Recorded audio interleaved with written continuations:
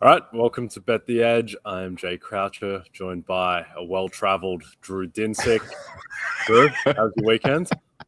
Well traveled is in ridden hard and put away wet. Yeah. The weekend was extremely fun from just a personal standpoint. Got to do some cool lifetime experiences, but football betting not so good.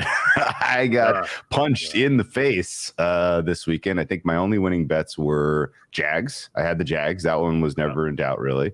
I got a lucky cover with the Jets. I got an under home in Browns Bengals, and then everything else lost. Lost equity on some really strong stuff. I think we got to start with Seahawks Niners. My goodness. Yeah, my goodness. The Seahawks aren't very good, Drew, unfortunately. No. The team they were supposed to be. You know what I'm kicking myself about? How many times do you think of, as you go through the season, be it NBA, NFL, doesn't matter.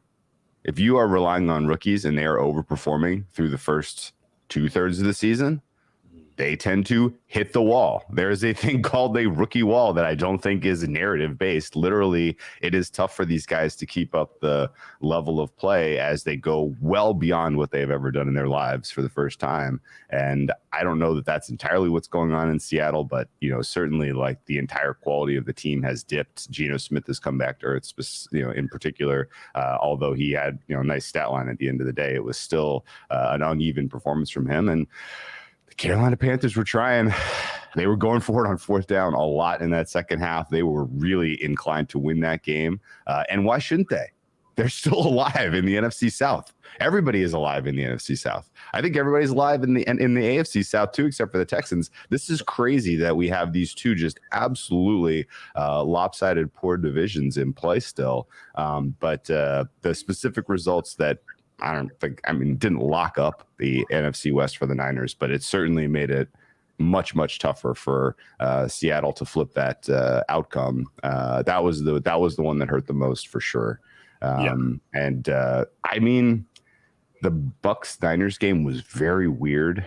The first quarter, some of the officiating bounces, some of the high leverage stuff real early on put the Niners in a very, very, very solid position where they did not have to go into any kind of, do anything sophisticated. They could just basically, run their base stuff and put that one away. Bucs no showing was strange as well. I do not know what to make of that game other than I think I'm going to continue to stick to my guns that the downgrade from Garoppolo to Purdy is more than the market is making it at this point. I don't know when we will ultimately catch, the true cash, the true payday on that specific opinion. But I'm not here for Brock Purdy all of a sudden being the next coming of Steve Young. Yeah, I mean, we might not find out until round 2 of the playoffs, honestly, because their schedule the rest of the way is incredibly kind. They play Seattle, who might have the worst defense in the league right now. Like, Seattle's problem was always, the past defense outside of Tariq Woolen's not been very good, and now their run defense is just absolutely comical. It's been just gashed repeatedly. Obviously, they gave life to Josh Jacobs in the game of his career. They made Cam Akers look the best that he has in 2 years. And then yesterday, they knew that Carolina weren't going to put the ball in Sam Darnold's hands. They knew it was going to be, particularly in the fourth quarter, that it was going to be Chuba Hubbard and Deonta Foreman, and they were still just running for 6 yards a carry, doing whatever they liked. So I just think that Seattle defense just isn't viable. It's a bottom 5 unit in the league, and it was being propped up by Geno Smith playing at a borderline MVP level. And now that he's fine. He's still playing fine. The passing game is still efficient. It's still okay. But when Geno's playing, he was playing like the 5th best quarterback in the league, and now he's playing more like the 16th best quarterback in the league, which is still an incredible story, but it's not enough to prop up this offense. And now they go into a buzzsaw, which is the 49ers defense, which just doesn't give up points to anyone. So I think that game is going to get potentially very ugly unless Brock Purdy becomes the player that we expect. It'll be interesting now. Deebo Samuel is going to be out for that game, probably out for the rest of the regular season, you would expect. And so that's just one less release valve for Purdy. And the thing about Purdy, and I think the reason why you might expect that he is going to fall apart is that right now he is excelling when he's under pressure and on third down. So he's doing it in all the high leverage moments, which good for you, Brock Purdy. That's great. And it's been very impressive. But at the same time, that's the stuff that is more likely to regress. From a clean pocket, he hasn't been very good. So that's the reason why you would expect that Brock Purdy will come back to a guy who was literally the last pick in the draft. The reason it might not, though, is that he plays Seattle, as we said, dreadful defense. Home to the Commanders, tough defense, but it's in San Francisco. Then at the Raiders, home to the Cardinals. Like, that is a cupcake schedule overall. And then, look, then I don't know, first round of the playoffs, they might play the Giants. And the second round, they might play the Vikings. So who knows what's going to happen. And at that point, it might be Jimmy G's back, and we never even get the answer on Brock Purdy. This is entirely possible. Yeah, so the Niners, I mean, I think certainly they have secured at least the third spot in the NFC. They're a good chance now to get the second spot because as you go further down the rabbit hole of tiebreakers, if they end up tied with Minnesota, they will win the tiebreak there. So the Niners are all of a sudden looking in a much better spot. The Bucs are a complete catastrophe. I mean, neutral field, are the Bucs better than the Panthers right now, Drew? No, not even close. The Panthers defense was playing excellent yesterday. Horn is incredible. He absolutely can lock up a wide receiver one in this league, no doubt in my mind. Good pass rush. Everybody in the secondary does their job. It really allows the pass rush to just kind of ping their ears back and go for it. That's a good defense. And now on the offensive side of the ball, I have never liked Ben McAdoo. Never.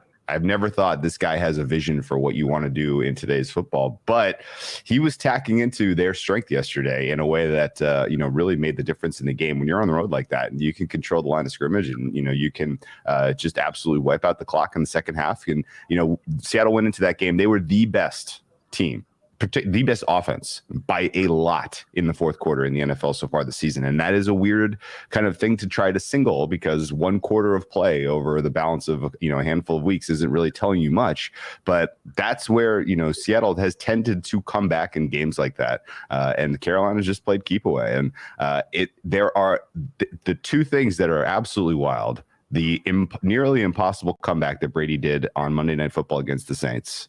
And the fact that DJ Moore took his darn helmet off. Kills like those two things. There's another reality out there where those things don't happen and the Panthers are in the lead and Sam Darnold is literally playing defense trying to put away an NFC South. Like that's crazy. Yeah, I still think that the Panthers will have something to play for when they go to Tampa Bay in 3 weeks. And if they win that, not only do they gain a game on Tampa, but they lock up the tiebreak against Tampa. And their remaining schedule, the Panthers, they're 1.5-point favorites home to Pittsburgh. Then they play home to Detroit. They'll probably be like 2.5-point dogs there, I think, at this point. Certainly less than a field goal, I'd expect. And then at Tampa, which we'll see, and then at New Orleans. But, yeah, the Panthers are very, very live in the NFC South. A team that is also live in the playoff mix now, the Detroit Lions, who I think are probably the 4th best team in the NFC right now, aren't they? It's Eagles, Cowboys, 49ers. Then aren't they 4th at this point? Yes. Yeah, I think like squarely. Yeah. We're gonna have some opportunities though to test them because they're gonna have to go outside and play football. Yeah. And in general, I think some of the numbers are maybe a hair inflated for them offensively, just on the basis of they have played so many games indoors. But Jameson Williams adds another dimension to that team. The running game is incredibly, incredibly consistent. Jared Goff, if he's playing mistake-free football, is going to put a healthy number on you. That was the score was not indicative of how clean a win that was for the Lions. They were excellent in that game. And I think realistically, that's kind of your team nobody wants to play if they find their way in the playoff mix, right? Like some team, it could even be the Niners and Brock Purdy as the 2 seed, draw a plucky Lions as the 7 seed, and then maybe we get our chance to extract a little value from the Brock Purdy hype train. Yeah, I think, look, the Lions now, like the offense, whenever it's been healthy, has been consistently above average to elite. The offensive line is legitimate. Jared Goff should be like third favorite for comeback player of the year. He's been phenomenal. Well, phenomenal relative to kind of Jared Goffian standards. And then Amon-Ra has been a top 5 wide receiver in the game. DJ Chark, Josh, like they've got depth there at the skill positions. DeAndre Swift is healthier. And then the issue has always been that on defense, they were a bottom 5 unit. But now it's getting to competence in a way that like their defense now feels like Seattle's looked like it was going to be like a month ago, where it was, you know, the 20th ranked defense or whatever. And when you have an elite offense, then you're a pretty good team all of a sudden. But their issue has been that they have not been able to rush the passer. And yesterday they were, because this guy, James Houston, who was, a 6th round pick. He's picked 218 in the draft. Apparently he's a star. Aiden Hutchinson looks a lot better than he did at the start of the season. Still not an amazing pass rusher, but he's been very solid overall. And then the secondary with Okudah and Joseph and Elliott, like there are enough pieces there. It's not going to be a good defense, but it might be serviceable enough. And it's probably, it might be better than Minnesota's defense, which hasn't shown anything for a long time. And now that team, look, they're 10-3. They're going to be either the 2nd seed or the 3rd seed. They're going to win the NFC North. Justin Jefferson's probably the rightful offensive player of the year favorite at this point. I thought as well, like offensively, they look pretty good against the Lions, and Kirk Cousins looked better than he has in a while, but this team just has also ran written all over it, and you would expect that their destiny is probably to lose in the 2nd round at this point, right? No, yeah, a negative point differential, right? Like we're this is not a 10-win team by any measure of normal kind of grading football wins losses. Obviously, you don't use wins losses as a tool to come up with a fair price for a game. But this is there is a potential path here where they are underrated at some point. Right, where everybody is dumped, they've oversold the Vikings because you bring up the key point that the offensive player of the year, Justin Jefferson, does play for this team.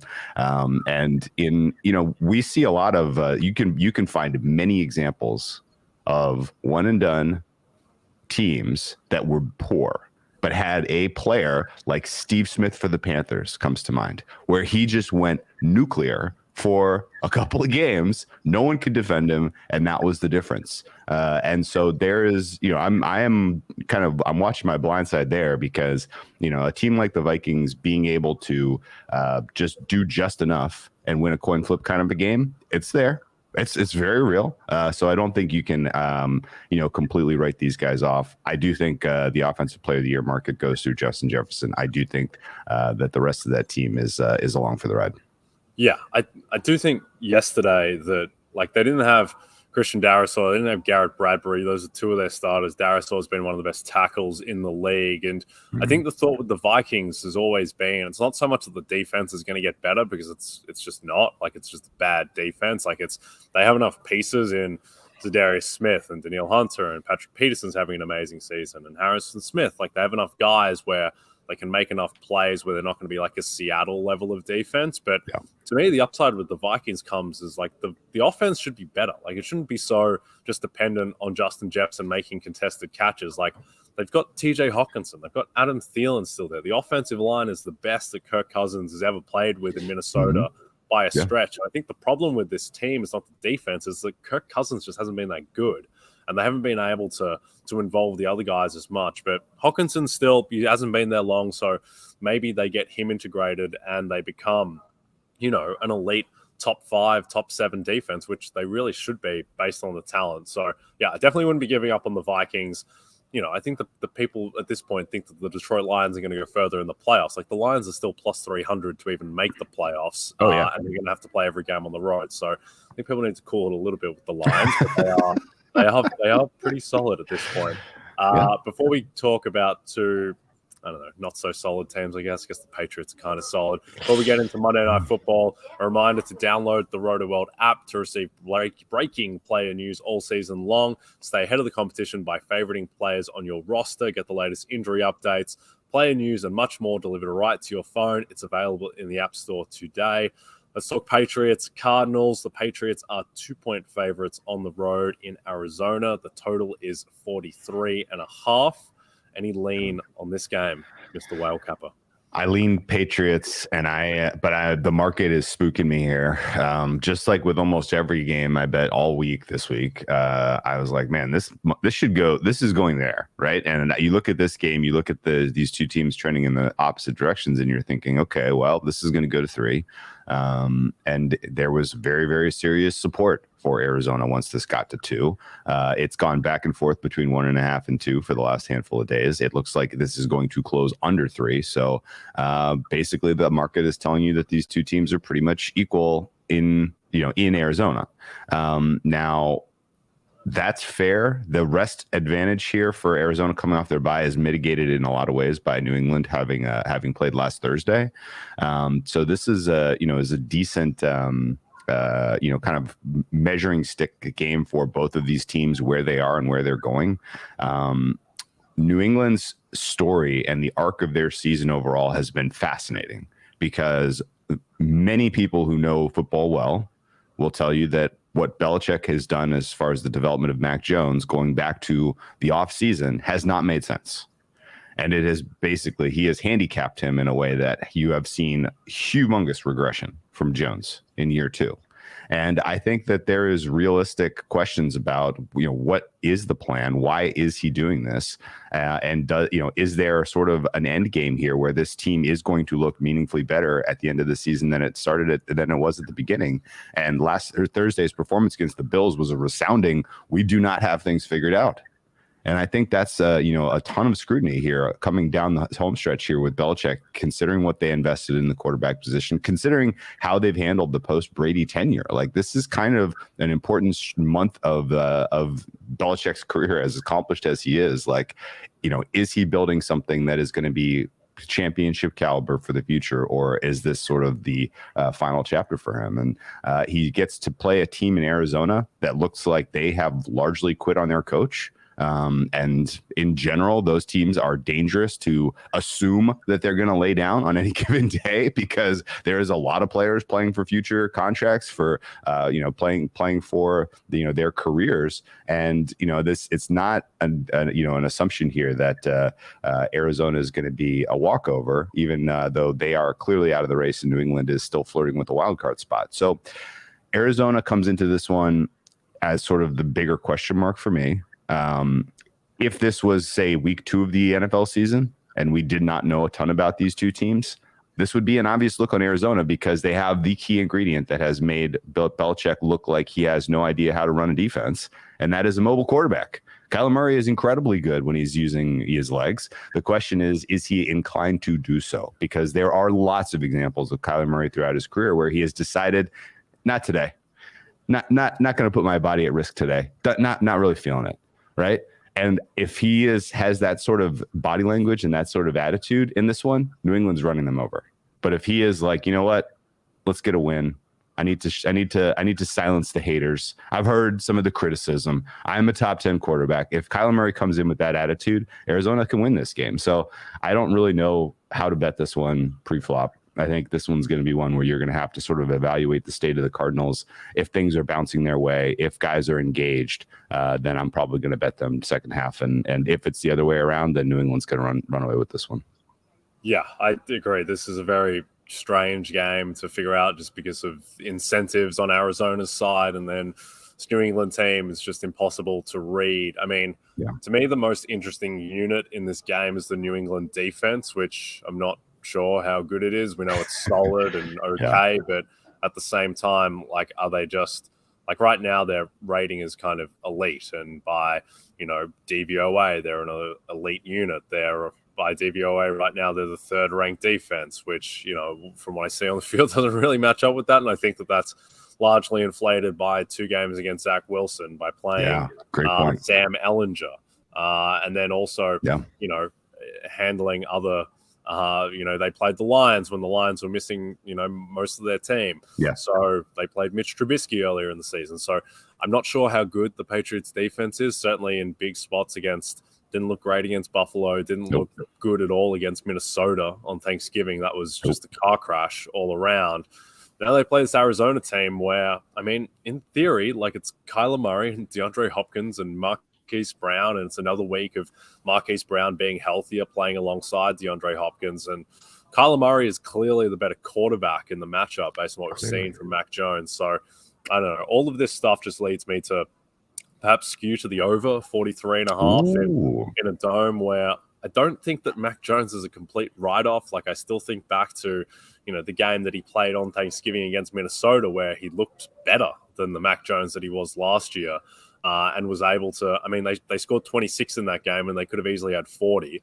They certainly should have had an extra 4 points with the Hunter Henry touchdown where they had to settle for a field goal. So I wouldn't give up on the Patriots offense. So I'm probably higher than public consensus on the Patriots offense and lower on their defense, and that would probably end up to an over bet. But but this game is very strange overall. Yes. Yeah. We are in absolute lockstep here. Over is a fun way to play this because there is a, if you are getting effort out of the Cardinals, it's the offense. That's what we're talking about, right? The Cardinals defense is they are here to be had. There's no question in my mind that if New England is coming in with some of their best stuff, if they are feeling the intensity and the pressure of we need to perform in this one, they're going to get into the 20s. So I'm there with you that sort of the Cardinals offense shows up, plays hard, this thing cruises. We saw that in a similar spot earlier this season when the Cardinals took on the Saints at home in prime time. And so this is, that is a weird X factor in this one that I can't talk anyone out of looking for and over. Yep. Very strange game. If I had a prop bet to make, it would probably be on Mac Jones over 225.5 passing yards. It ties into that thought on the over. I think that, the Cardinals schematically, what they do is they largely sell out to stop the run, perhaps to their own detriment. And certainly they're a team that you can pass on. And Mac Jones, as bad as he has looked at times, like those are skewed by, they're playing outdoors in conditions against the defenses of the Jets and the Bills. The last time that he was in a dome against a bad defense, he had 367 yards or something against Minnesota. So I think that he should be able to throw on this very uninspiring Cardinals secondary. So give me the over on Mac Jones, 225.5 passing yards. All right, before we talk about the World Cup of football, if you want more betting, DFS, and fantasy advice right before kickoff tonight, tune into the NFL on NBC Sports YouTube channel at 7 p.m. Eastern as Vaughn Dalzell, Lawrence Jackson, and Kyle Dvoracek answer your questions prior to kickoff between the Patriots and the Cardinals. Right, Drew? It's been a few days since we've chatted World Cup outside some strange text messages I sent our thread blowing up when looked like Argentina we're going to completely gack the quarterfinal, but they got through that. They're in the semi now. They play Croatia, who just refused to die for the second tournament in a row. Amazing. And on the other side, we have France against Morocco in a little bit less interesting of a matchup. Now, I have something that I want to throw at you at the end of the show around a futures market. But in these two games, any lean on either semifinal? Well, the markets are interesting here. You're right. That Argentina win over the Netherlands was a completely unnecessary sweat. Did not need that. God. Did not need that and didn't need it. But we come through. The Brazil-Croatia match was just exquisite. That was as good as football ever is. It was so fun to watch that, and I cannot believe that Croatia forced the penalties and then ultimately come through. For my money, France was extremely lucky to be here.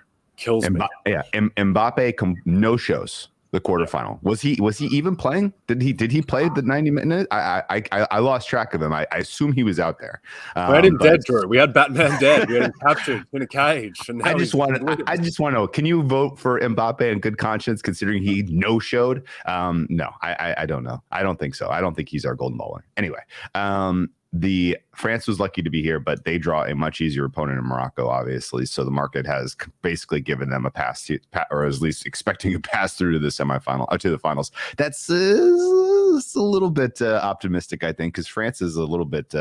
They are there is a path to beating that team, but they just have so much quality, particularly in the finishing, that you would think they find a goal, the goal that they need against a team like Morocco, who has been playing very hard, but has suffered a couple of key injuries. There was a couple late in that game, in particular against Portugal, that are flying under the radar a little bit. So I do think France goes through to the final. But the best team so far in the World Cup, and even though they came out and lost to Saudi Arabia, you remember when that happened? No, I don't either. Argentina has been the best team, in my opinion. And I think Messi has been the best player. And I think this is realistically Argentina's World Cup to lose. I think that Croatia is not an opponent you want to look past, obviously. But considering the battle that Croatia went through now, 2 games in a row, they have had to play a full extra time and win via penalties. And I know Argentina did as well last time out. However, Argentina is a deeper team.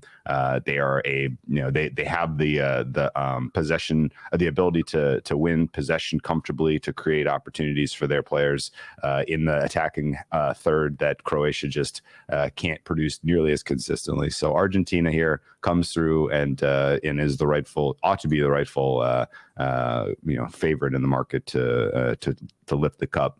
I think Argentina minus 115 is the play, or you pass entirely on this game. Yeah. You said Argentina were the best team that you've seen in the World Cup, and that would certainly be backed up by the fact that they're 5-0 on XG. They really handled the Netherlands outside of losing their minds for 15 minutes at the end.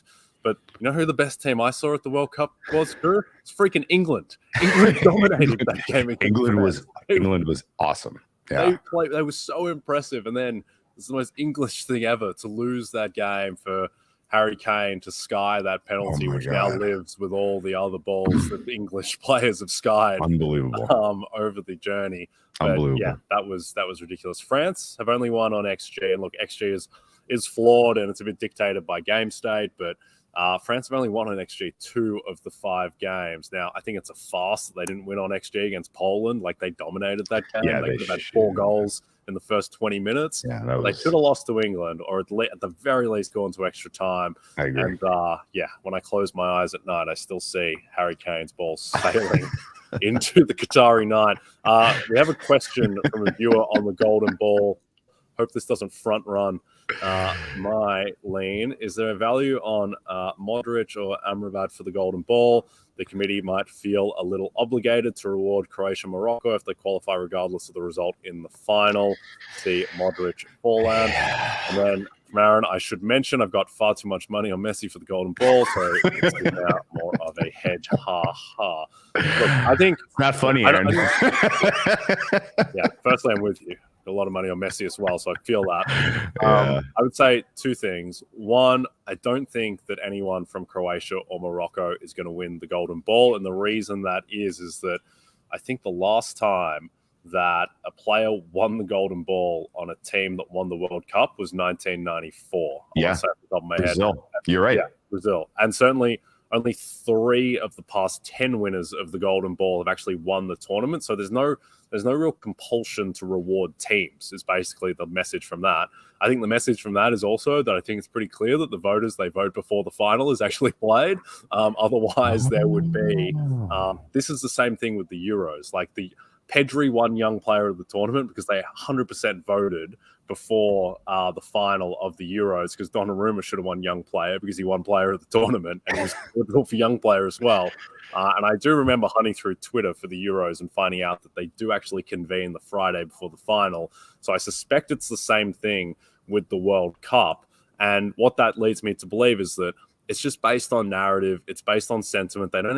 Statistics don't really matter. One, there's no estimated plus minus for these soccer players like there is in the NBA. There's no EPA per play or QBR. Like, they vote based on the best story and narrative. Luka Modric won last tournament with 2 goals and 1 assist. Yeah.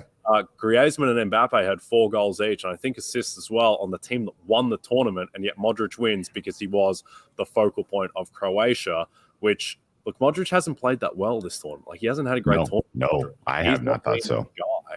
And I don't think anyone from Morocco is winning. And so I think Messi should be the heavy favorite for the award. I think he should be shorter than even money. I think so long as he wins and gets to the final, I think he might just win regardless, because Mbappe had such a poor quarterfinal. But Drew, the thing I teased at the start of the segment is I don't understand why Mbappe is like plus 125 or whatever he is for the golden ball, and Antoine Griezmann is 25-1.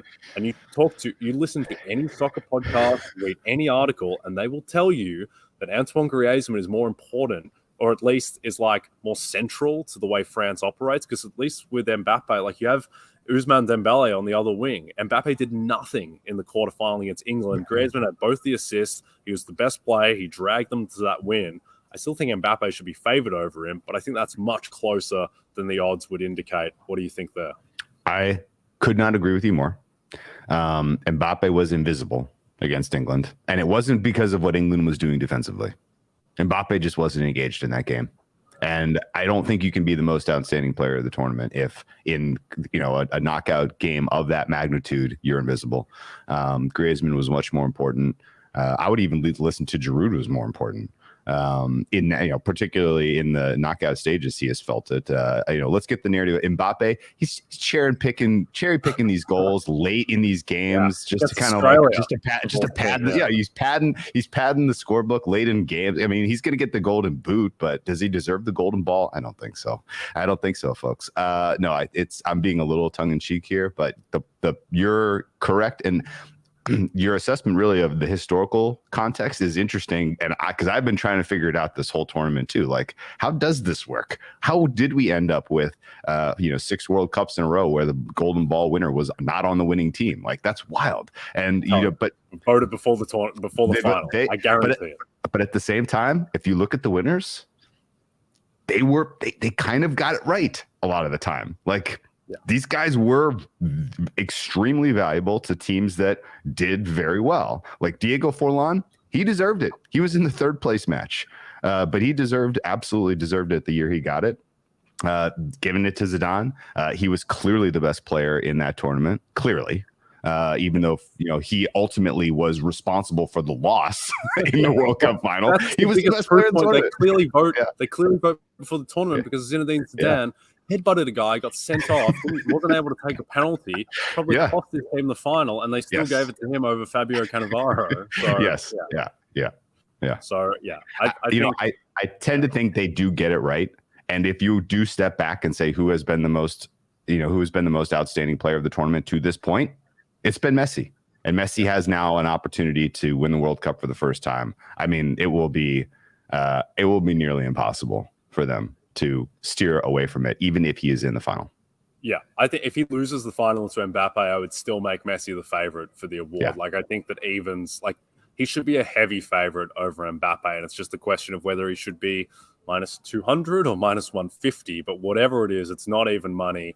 And then I think the 2 bets in the market are Messi and around evens, and then Antoine Griezmann as well. Because if Messi has a bad semi, and then Griezmann, I think, is a chance as well. But anyway, lots to look forward to. We'll break it all down. We'll keep cheering for Argentina. All right. Yes. Don't forget to check out NBCSportsEdge.com for more information to help you with your wagers. Thanks, everyone, watching on the NBC Sports YouTube channel. And if you're listening to us in podcast form, don't forget to subscribe and rate us. From Jay Croucher and Drew Dinsick, we'll be back tomorrow.